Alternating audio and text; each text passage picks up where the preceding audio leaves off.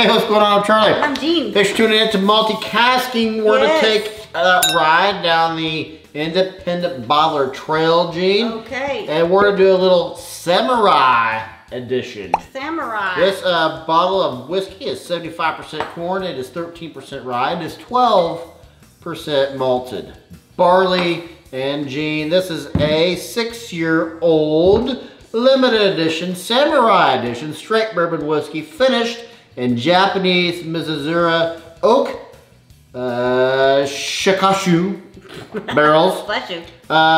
Good bottling of this. It's 2,000 bottles. This is bottle number 48 of 2,000 bottles. And this is from the World Whiskey Society Classic Collections. Okay. Classic Collection, Samurai Edition, Limited Edition, number 12. Got a lot saying going on about that.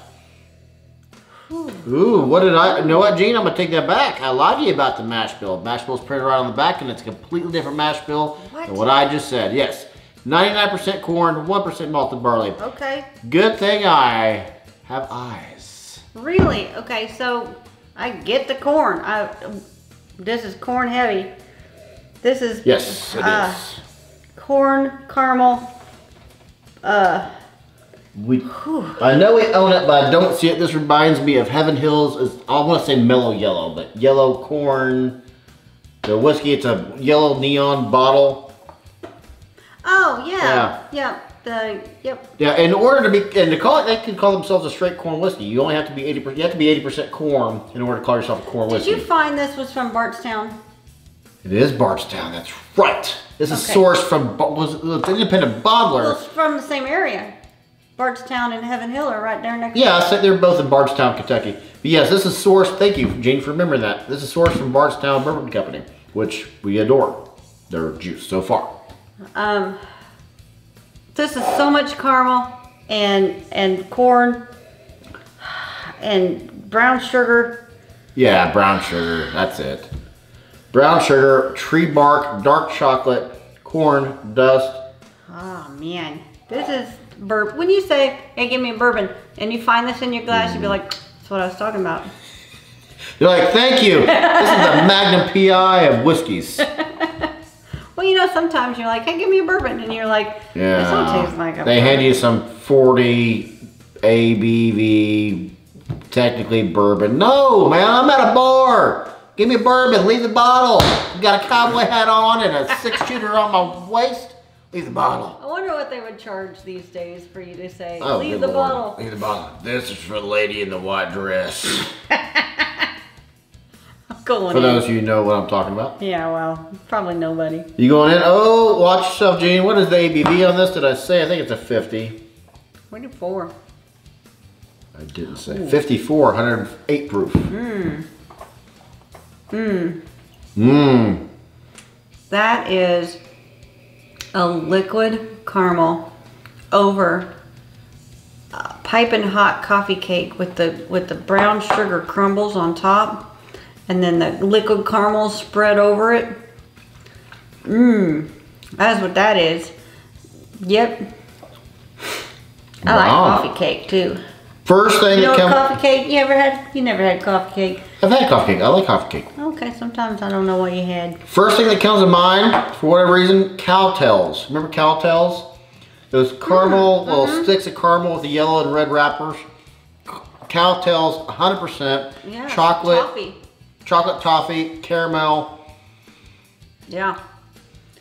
Fried corn at the state fair. You still got the husk on it. Is it husk that they call it? Husk? Yeah, I think so.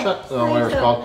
Yeah, you still got the little pieces of, what are the things, the hairs that stick out? Silk. Still got the silk on it. Heavy butter. Some of the corn is a little brown because they cooked it a little too long. Toasted it. That's my favorite part.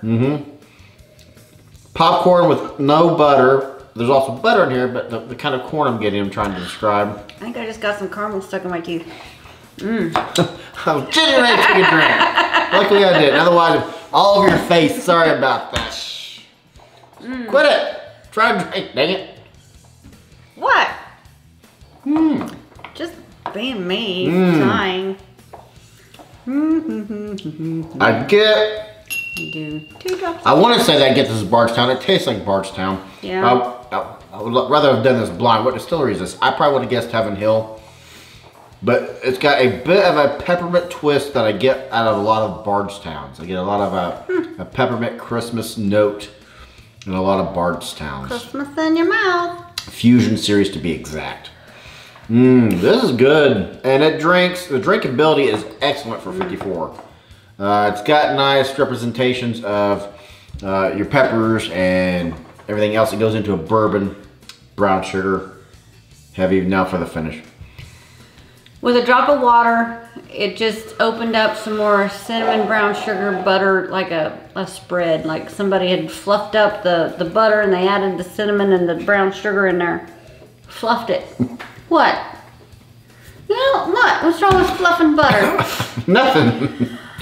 Not at all. I'm sure there's an industry for it. Whatever. I'm gonna fluff your butter. Yes.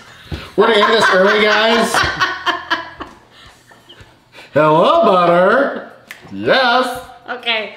I'm just gonna stop talking. No, you're doing great things. Keep it coming. There is a bit, for me, the bag of the pastel marshmallows. The mini marshmallows, all pastel colors. Green, pink, yellow. I'm getting those marshmallows. You know how you open a bag of marshmallows and you just get the smell of raw marshmallows, kind of the powder. That's what this is right now with water. I'm still nosing water. You made me laugh too often.